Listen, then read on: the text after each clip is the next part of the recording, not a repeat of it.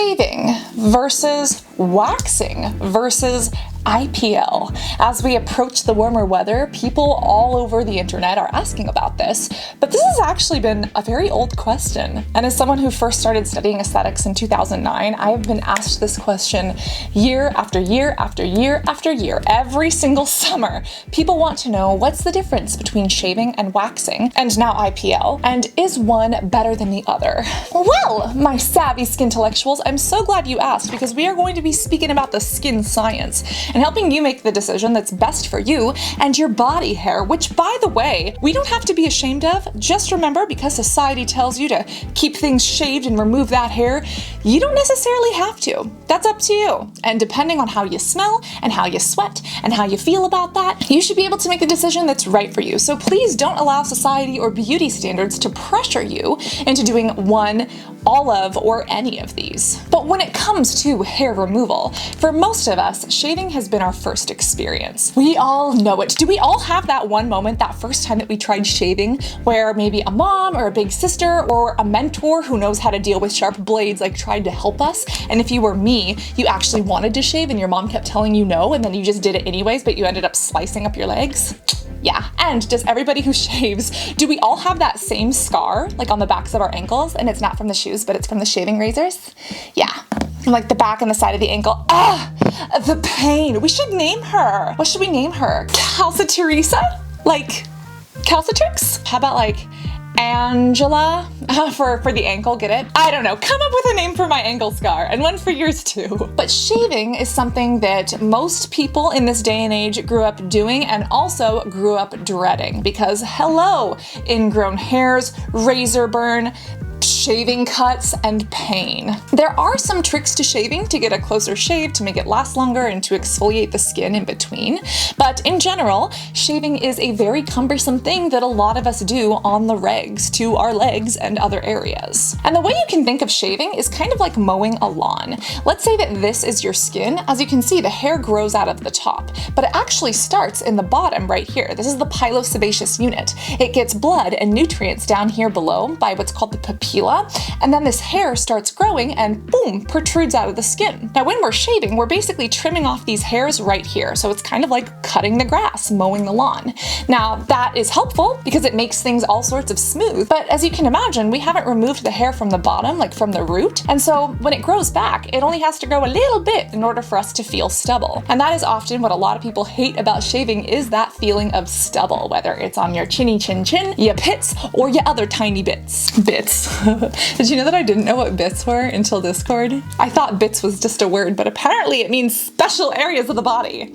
Now she knows. Now, compared to waxing and IPL, shaving has to be done pretty often. It can be painful, and the cost really depends. If you use some of those really cheap razors, it's very inexpensive, but you might end up with razor burn and cuts and scars and pain. Whereas you can get those really fancy razors that are heavy and cost a ton of money, but most of them come with the interchangeable little heads. There's one from Billy that was heavily advertised on YouTube that I bought and tried, and I'm still testing over a year to share it with you. They have little things like that that are a subscription service, kind of like Dollar Shave Club, or they have those bevel ones at Target, which are like legit beard shavers, and those you can cut yourself with, and or the cheapo dollar store ones that I personally do not recommend. But shaving is relatively inexpensive depending on how many razors you buy and how many shaving creams you use, or if you just repurpose your conditioner as a shaving cream. Very similar, if not almost exactly the same thing. Now, how does that differ from waxing? As an esthetician, yes, I have waxed my fair share of legs and pits and other things, and that goes for both myself and others, and waxing is a totally different experience. It's actually quite close to sugaring, which is also blowing up online. But waxing and sugaring are these substances that are spread either thinly or a little bit thicker if it's like a hard wax or a sugar, and they're spread along the top of the skin. When you rip that wax away, you're not just removing the top of the hair, you're actually removing it from down here, pulling the whole thing out, which is why when you look at that wax strip, oh, it looks funny. In our lawn fun analogy, this would be like going over to the lawn, grabbing a clump of lawn and just ripping it out, roots and all. And yes, sometimes it can bleed. Yes, it is usually much more painful than shaving, but yes, it does last longer. Now, when people first wax for the first time, sometimes they see their hair grow back and they're like, oh my God, why did I just spend like $50 waxing? My hair is growing back. Do remember that your hair grows in cycles. And if you are waxing, you need to make sure that you're waxing regularly, make sure that you're doing it for a month or two, and that way you get all of your hairs growing on the same cycle. Because while some hairs are growing right here, some are already poking out the top. And making sure that you wax regularly gets all of the hairs in all of those cycles. Now, for people who wax years and years and years at a time, sometimes you can pull out the papilla. Sometimes it bleeds a little bit. And if there's scar tissue or if anything damages basically the blood supply down here, that hair might not grow back. And that is why for some people who wax over and over and over again continuously, they actually start to grow less hair over time. Now, when it comes to waxing, unfortunately, it is difficult to do at home and borderline dangerous, and it can be expensive if you do it at a spa or at an aesthetic clinic. When you get waxing done, it really depends on where you go. I actually, for a time in my life, tried going to the European Wax Center, and depending on what wax you got, it was like $30 to $60, depending on which areas of your body you wanted to wax. And it did last longer, and it was very satisfying to, rip things off and look at the little forest that grows back on the back of that wax. But it's also painful. And honestly, it is easier to let someone else do it. If you have a license and you can do it yourself, really, as someone who has a license, I will still say that it is easier and almost less painful to let someone else just do it for you. But if you're trying to save money and you don't have a license, I don't necessarily recommend doing it yourself. And that's just because you can burn yourself. What happens if you get wax in an area that you shouldn't? What happens if you have an open wound? And also, a lot of people don't know how to wax properly. You should never rip up. You're just going to break the hairs off at the top, just like as if you shaved, and you could potentially cause an avulsion, basically ripping off a flap of skin. Yes, I have seen it happen. Whereas if you actually pull the wax and you pull it against the skin and then you apply pressure, it doesn't hurt as much, depending on where it is and whose waxing you're doing and what their pain tolerance is. But leaving it to a professional is always the best idea. But there are some at-home wax kits that you can use. They just usually don't work as well. There's also soft wax or sugaring, and then hard wax, which is almost thicker, right? Soft wax is put down in these strips. I've always liked hard waxing on myself and others. It's a lot easier to work with too, but the strips do go faster, and so a lot of people in an aesthetic spa or a regular spa, whatever, they like to use the strips because you have more surface area. People can get it done faster, but it's also a little bit more painful in my opinion. Now, once you've waxed, 2 to 3 times, or you've kind of gotten 2 to 3 months in and you're on a regular cycle, this hair does start to grow back slower. And it could take on average 2, 4, or 6 weeks to grow back by the time you have to rip it off again. And that growth cycle is going to depend on you and your beautiful body. But the one thing that a lot of people don't realize when it comes to waxing versus shaving is that with shaving, the second that you get that stubble, you can shave it off again. Whereas with waxing, you need to make sure that hair grows out, that it's long enough that it can actually adhere to the wax and get pulled off. So when you're waxing, you have to wait a little bit longer between your treatments, and that means that you have a little bit more stubble, if not substantial growth, before you can go back in and get it waxed. Now, you could go back in and get stubble waxed, but it's not really the best idea or the most cost effective, and that's something that you do want to keep in mind. Now, how does this compare to IPL? I'm gonna grab my IPL machine. Also, look, I am a little sugar plum fairy with a hairy leg. IPL has become quite popular on the internet over the past couple of years, but IPL has been an in-clinic, in-office treatment for multiple years.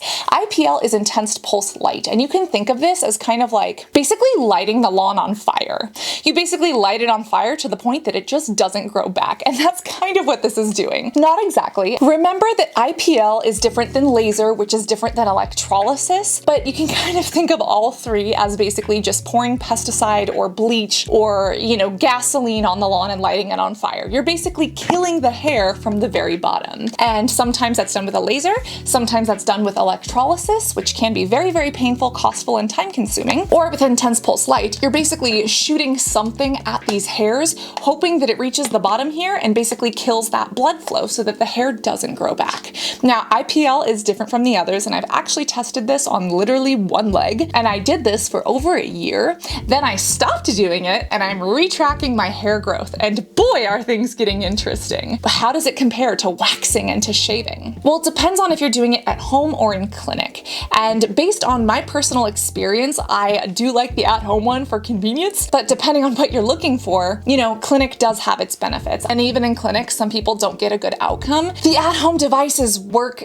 pretty darn freaking well. It's really hard to hurt yourself with them. And for me, they are much less expensive. This was like $230 something, and then they have these coupons that give you $50 off.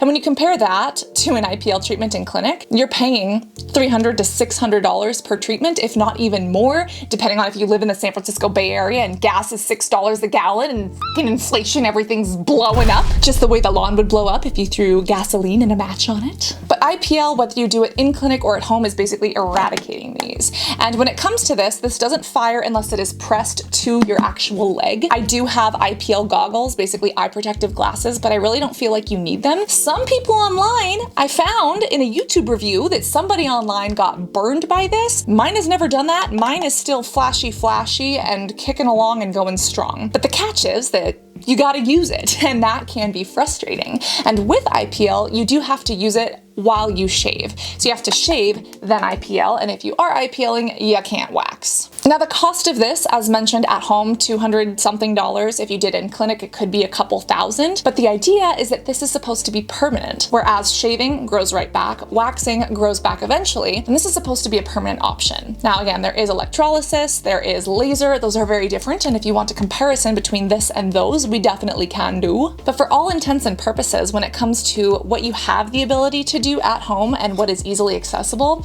these are the main three. So which one is right for you? Well, that depends on three major factors. First one is cost. What do you have to spend? Second one is pain. Waxing is definitely the most painful, especially if you do it yourself. Shaving can be painful if you nick yourself, but it's relatively pain-free. And this was pain-free for me, but if you're sensitive to heat, then this might hurt. And then third, it also depends on your patience. If you can't get into the habit of using this and commit to using it for 6 months to a year, it's not gonna work if you don't keep up those treatments. And same with waxing. If you don't commit to waxing every single month or so, those hairs are gonna start to grow back on an uneven process, and that can be rough. And same with shaving. If you don't shave, you're gonna get stubble. I guess it depends also if you want the hair to be gone forever with something like this or the advanced treatments, versus if you're like, hey, I wanna remove it today, but I don't know how I'm gonna feel next summer. That's the question that I should have asked myself, because honestly, I now have one leg that is very, very hairy, and one leg that is not as hairy, and I don't exactly know what's gonna happen or like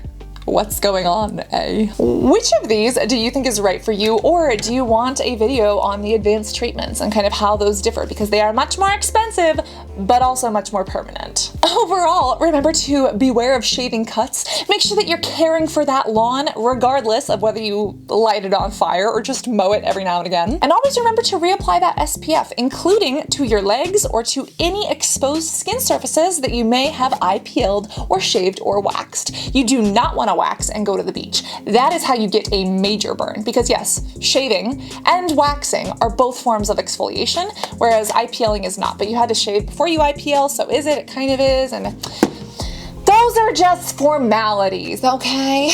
Always remember to be beautiful both inside and out, and I cannot wait to see you in this next video. Love you guys. Bye.